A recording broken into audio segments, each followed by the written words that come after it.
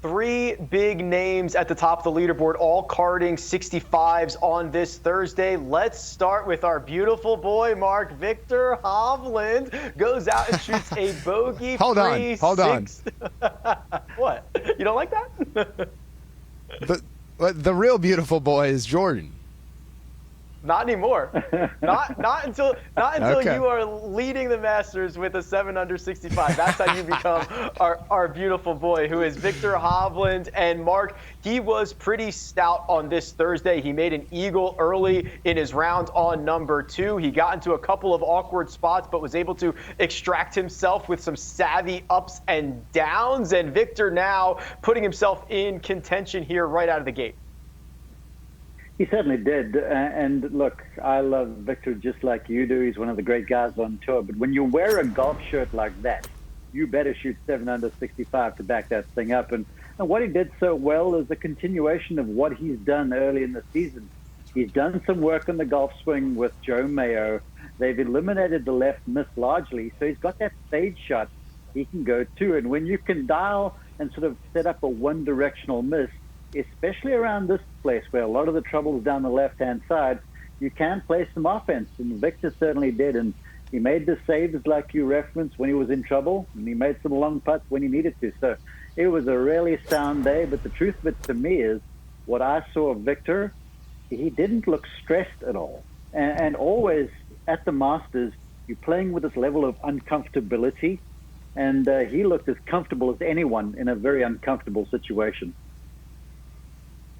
Yeah, it's funny, Rick. I think the No Way No Boys tweeted I think it's the Godfather meme. They massacred our boy with the Jay Lindenberg gear. It looks like they massacred an azalea bush to get that shirt into production. So I don't know what was going on there. But listen, I think the thing with Hovland is he can ball strike his way around here to the tune of 65, and he did. But the problem is I talked to somebody today who watched him warm up like with his short game, and he was like, I don't know what he was trying to do, but it was not good. Like, it looked like one of us trying to chip out there. And there's going to be a moment this week, Friday, Saturday, Sunday, whenever it is, where he gets himself into multiple just bad spots on the course and needs to get up and down.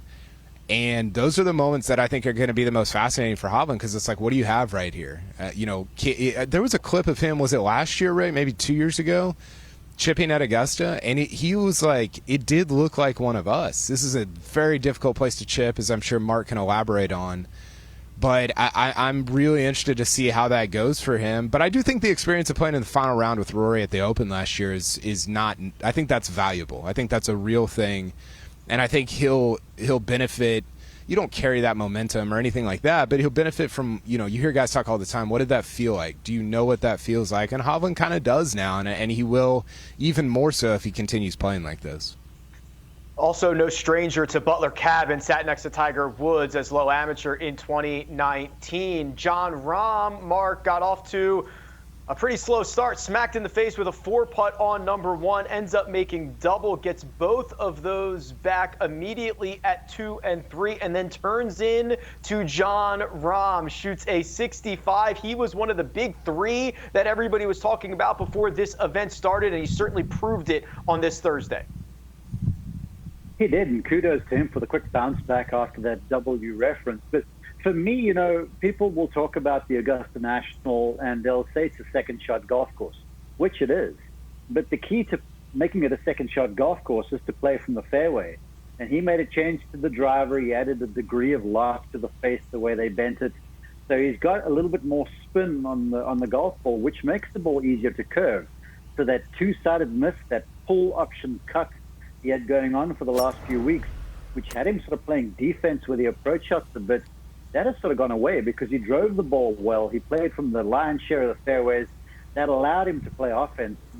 KP can speak to how good this guy is with the irons because Kyle likes what Jon Rahm does. And today he just looked bulletproof. He honestly did. He looked like the Jon Rahm who showed up at the beginning of 2023 and looked just downright unbeatable. And to open with 65, right now he's cutting a pretty ominous-looking figure because the game does look complete.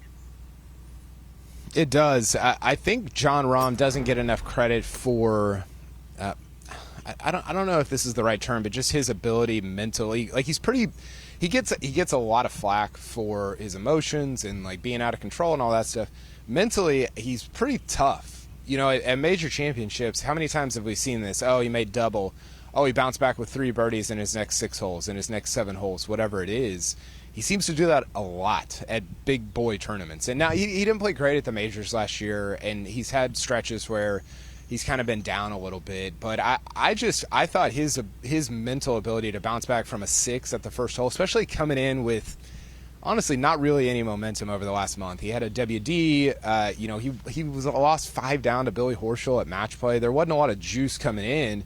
You make a 6 at 1, and that's a little like jarring off the top. You know, you start the Masters with a 6, and then he plays the next 17 and 59, and you're like, this is unbelievable. So I want to give him credit for his ability to mentally kind of bounce back from some stuff, because I don't know if he always gets physically, he gets, you know, all the credit for his giftedness and his work ethic and all that, but I think mentally there's actually some real fortitude there that he doesn't often get credit for.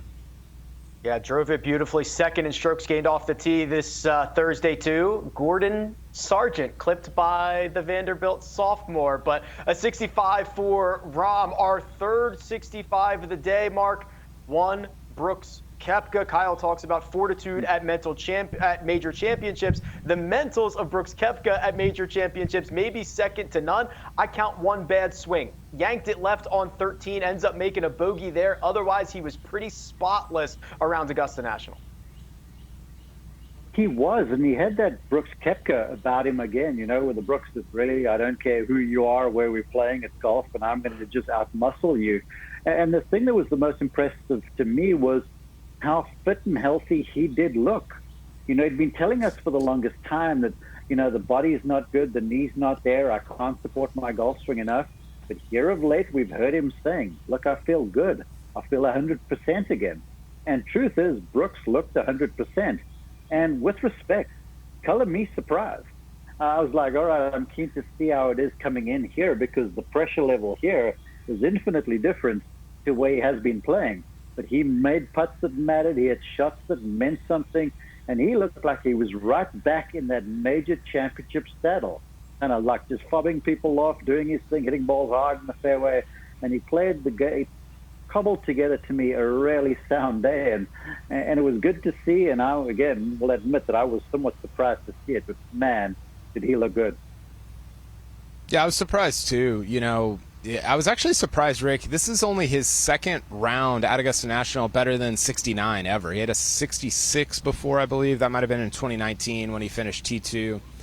And then 65 today. You know, I asked him afterward in the presser, because I was curious about, I mean, think about a year ago when the Netflix deal came out in February, I guess. But it was showing what happened a year ago when he's got this existential, like, should I even play golf thing, you know, anymore going on.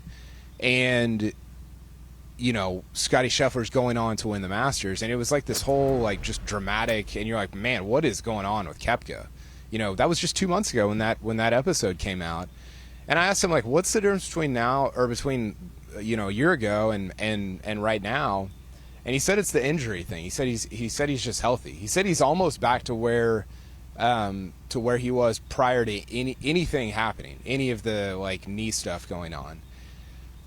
And so you hear that, and I'm like, I want to believe that, because I think majors are just more interesting when Koepka's involved. He's just such a fascinating, historically great character in the game of golf. But he's said a lot of things, Rick, and you've been on this. He's said a lot of stuff over the years about his knee, about his injuries, up, down, good, bad.